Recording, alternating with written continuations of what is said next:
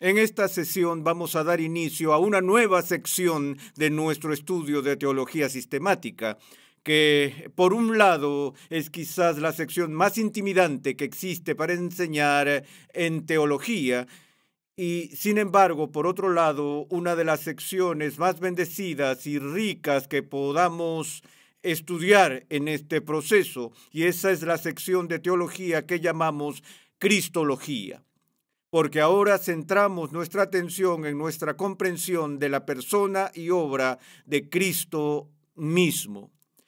Y es significativo que nuestra fe, nuestra religión se llame cristianismo, porque gran parte de nuestra atención se centra en aquel que vino a nosotros, quien fue Dios encarnado, Emmanuel, habitando en medio nuestro, y quien no solo nos ha redimido al Padre, sino que también nos ha revelado al Padre en términos tan majestuosos.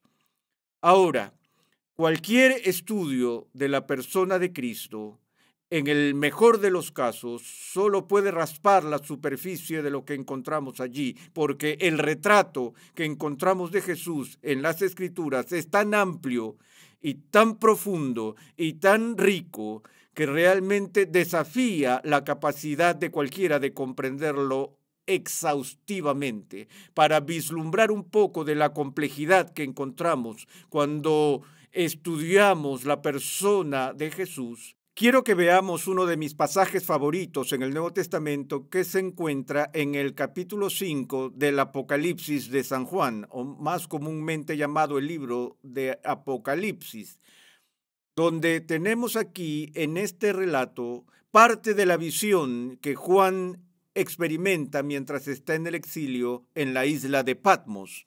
El capítulo 5 inicia con estas palabras: y vi en la mano derecha del que estaba sentado en el trono un libro escrito por dentro y por fuera, sellado con 7 sellos, y vi a un ángel poderoso que pregonaba a gran voz: ¿quién es digno de abrir el libro y de desatar sus sellos? Y nadie, ni en el cielo, ni en la tierra, ni debajo de la tierra, podía abrir el libro ni mirar su contenido. ¿Ves? Él está teniendo esta visión en el cielo, el tribunal está preparado, el juicio está listo, los libros son presentados y los pergaminos están allí, y esta voz fuerte dice: ¿quién es digno de abrir el libro? Y Juan está lleno de emoción y expectativa mientras espera ahora para ver quién dará un paso adelante y quién ha sido declarado lo suficientemente digno para abrir estos libros ocultos. Y entonces Juan dice: y yo lloraba mucho porque nadie había sido hallado digno de abrir el libro ni de mirar su contenido. Entonces uno de los ancianos me dijo: no llores, mira, el león de la tribu de Judá, la raíz de David, ha vencido para abrir el libro y sus 7 sellos. Miré y vi entre el trono con los 4 seres vivientes y los ancianos a un cordero de pie como inmolado, que tenía 7 cuernos y 7 ojos, que son los 7 espíritus de Dios enviados por toda la tierra. Y vino y tomó el libro de la mano derecha del que estaba sentado en el trono, y luego escuchamos las oraciones de los santos y el canto de los ángeles. El cordero que fue inmolado digno es de recibir el poder, las riquezas, el honor y la gloria y todo lo demás. Pero lo que leemos en esta visión, que me parece tan emocionante, es que cuando el cambio de humor de Juan se pone intenso, ya que primero está emocionado de que alguien vaya a venir a abrir los libros, y luego se sumerge en la depresión porque nadie se ha encontrado digno, y luego el ángel le dice que no llore porque se anuncia que uno ha sido encontrado digno, ciertamente el león de Judá. Entonces ahora tú estás sentado allí y él está sentado allí esperando para ver a esta bestia enormemente poderosa, el rey de la selva, venir rugiendo en la escena y abrir los libros. Y en su lugar, ¿qué ve? Un cordero que fue inmolado. Y en estas imágenes lo que están viendo es un vivo ejemplo del profundo contraste entre la humillación de Cristo y la exaltación de Cristo, entre sus triunfos y sus sufrimientos. Y también nos da una pista sobre la complejidad y las dimensiones multifacéticas de su carácter, así como de su obra. Saben, a menudo me he preguntado, ¿por qué en la providencia de Dios consideró Dios apropiado dar a la iglesia y al mundo 4 evangelios? ¿Por qué no solo un evangelio, una biografía definitiva de Jesús? Y sin embargo, se ha placido Dios por sus propias razones el darnos no 2 evangelios o 3 evangelios, sino 4 retratos biográficos de Jesús. Todos mirando a la persona y obra de Jesús desde una perspectiva ligeramente diferente. Tenemos la perspectiva judía que obtenemos de San Mateo y vemos en Mateo el énfasis en demostrar el cumplimiento de Jesús de numerosas profecías del Antiguo Testamento, como se muestra claramente que es el Mesías que fue prometido en siglos pasados.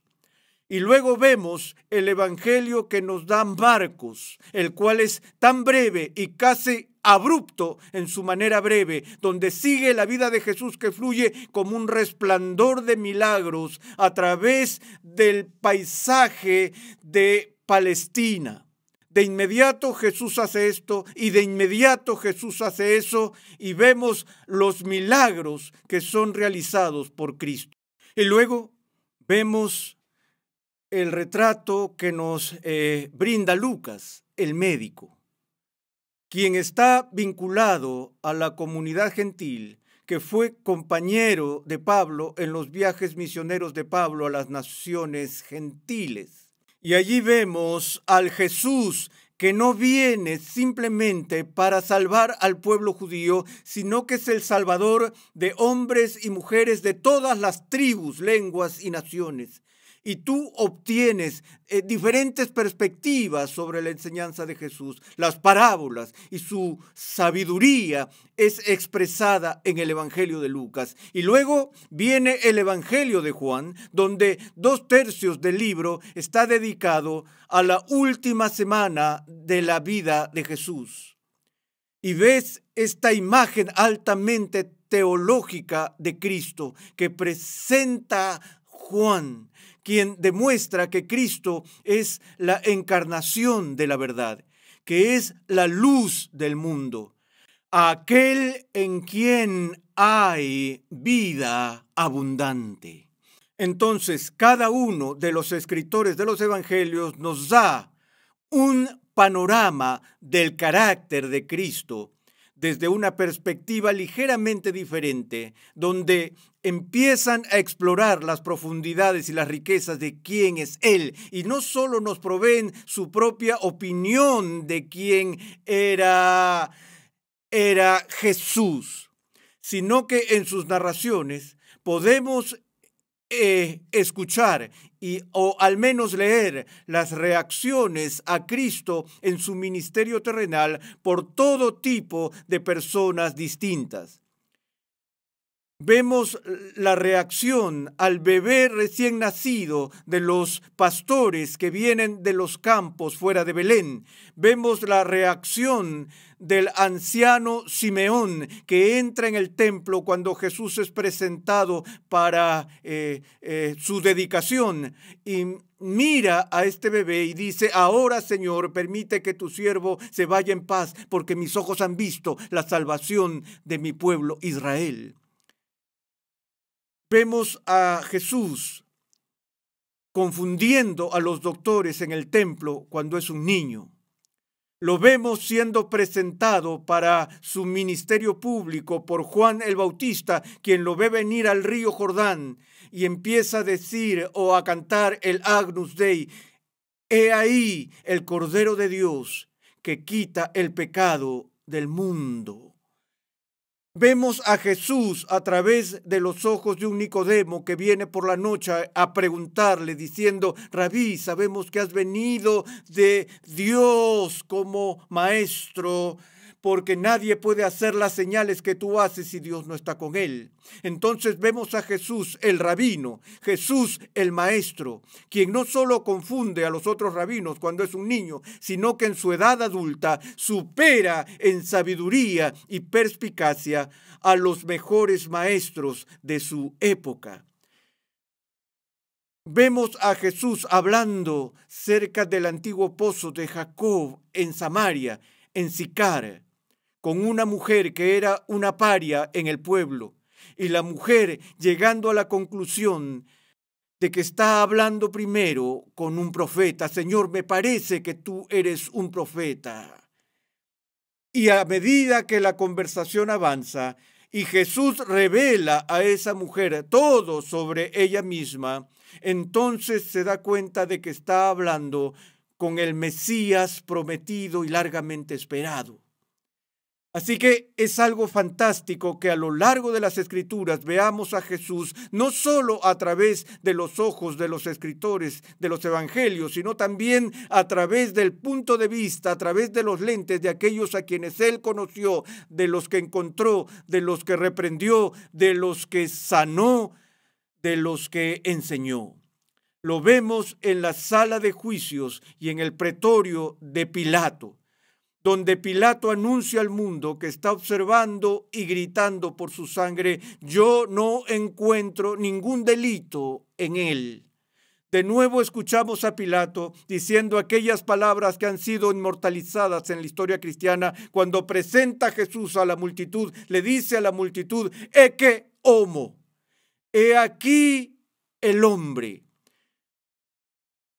Porque aquí encontramos el retrato de una persona humana que es absolutamente sin paralelo en la historia humana.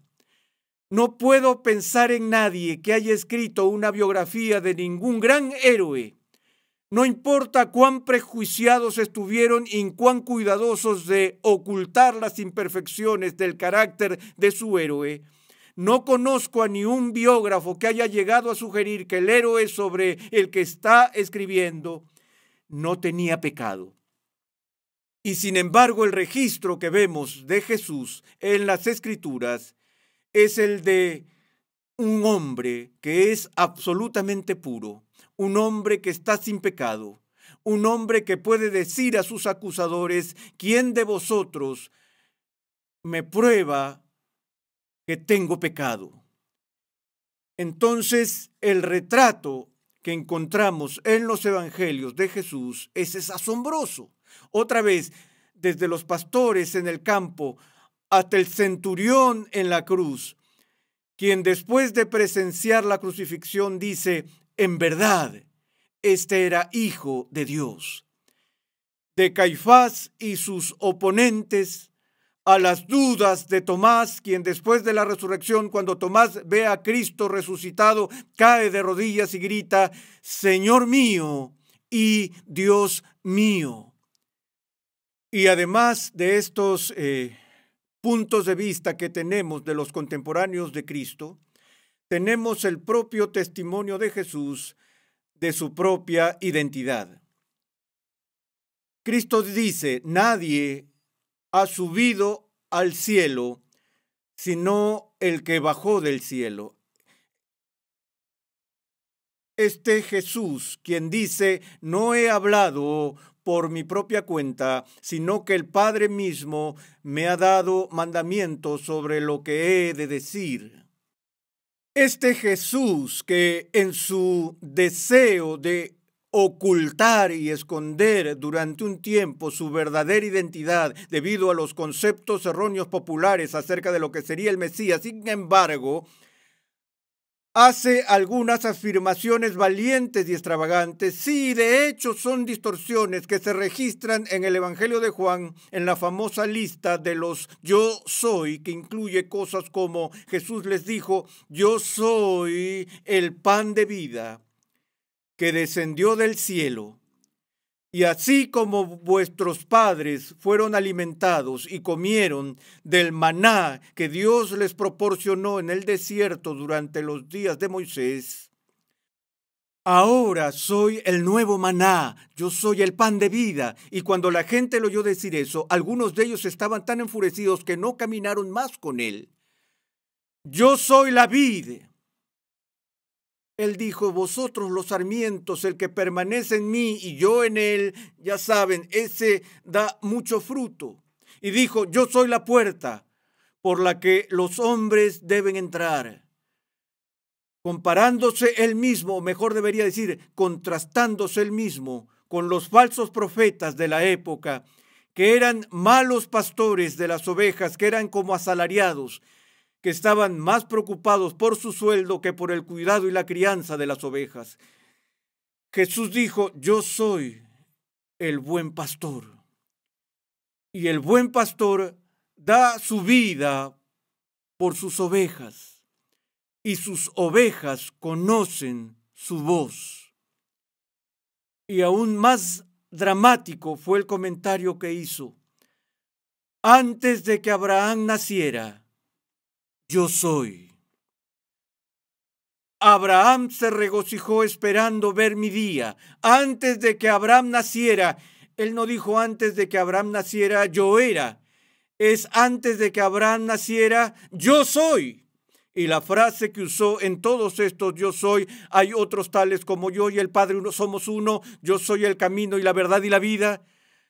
La frase que usó fue la combinación de dos palabras griegas. Hay dos palabras en griego, dos verbos que se pueden traducir y son traducidos por las palabras en español yo soy y el verbo ser. Está la palabra griega ego y la palabra griega eimi. Cuando Jesús dijo yo soy, no solo dijo ego el camino, la verdad y la vida, o eimi la puerta, sino más bien diría ego eimi. Usó ambos.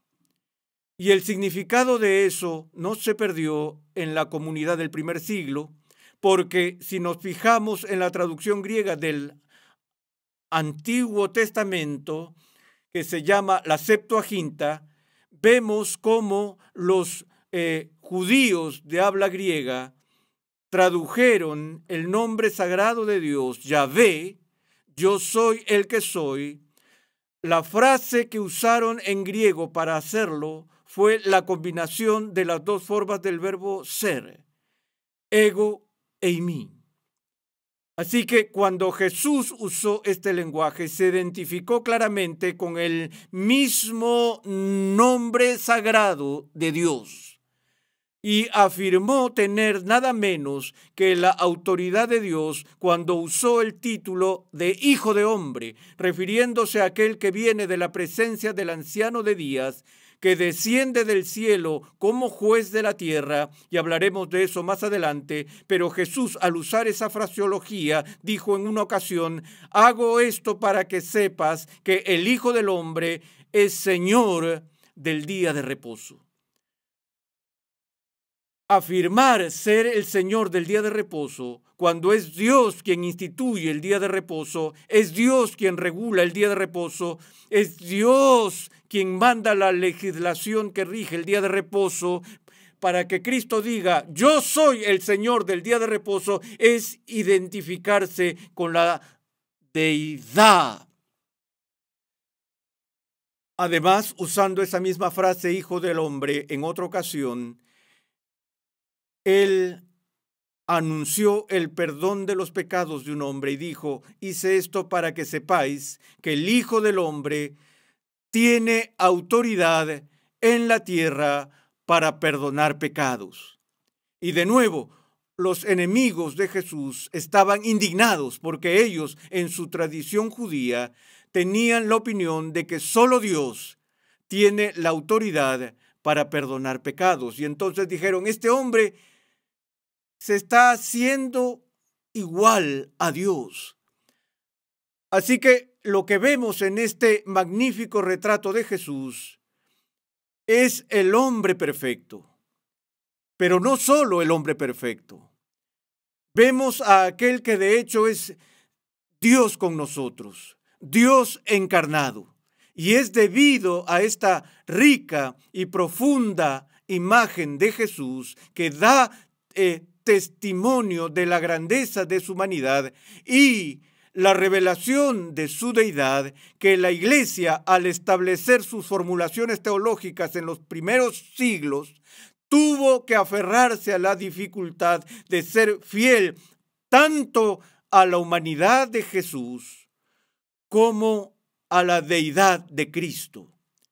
Y es por eso, por lo que vimos anteriormente, el Concilio de Nicea en los términos de nuestro estudio de la Trinidad, y también veremos el siguiente Concilio de Calcedonia para ver cómo la Iglesia definió la relación entre la naturaleza humana de Cristo y la naturaleza divina de Cristo. Pero también, más allá de lo que encontramos en las semblanzas de los Evangelios, ese no es el final de la imagen de Jesús que obtenemos en el Nuevo Testamento, porque más allá de los Evangelios encontramos el testimonio apostólico, el testimonio del apóstol Pablo, quien nos revela tan clara y francamente el ministerio de Cristo como Salvador, donde Pablo explica lo que sucede en la expiación y cómo Cristo es nuestro mediador y cómo logra la redención para nosotros. Y no solo Pablo y sus varias cartas, sino también en las cartas de Pedro, las cartas de Juan, el libro de Hebreos,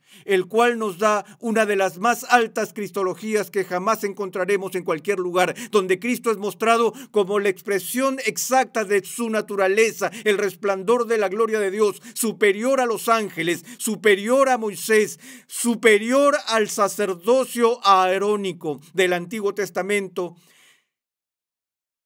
quien es llamado nuestro arquegos o nuestro autor en el libro de Hebreos.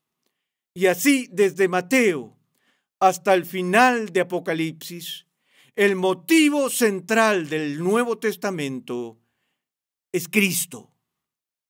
Pero aún ahí, eso no es suficiente. Porque si vamos hacia atrás al Antiguo Testamento, desde Génesis 3 a lo largo de la historia de los libros del Antiguo Testamento que describen los detalles del tabernáculo, por ejemplo, que el tabernáculo es encarnado en Jesús mismo, quien en su persona y obra es el tabernáculo del Antiguo Testamento, y todos los detalles y las operaciones involucrados en el sistema de sacrificios del Antiguo Testamento encuentran su cumplimiento en los detalles más minuciosos del ministerio de Jesús. Por no mencionar los libros de los profetas, que están llenos de las referencias a aquel que está por venir. Y entonces no es que simplemente vamos al Nuevo Testamento para aprender de Jesús, sino que Cristo es proclamado en prácticamente todas las páginas del Antiguo Testamento, desde Génesis hasta Apocalipsis.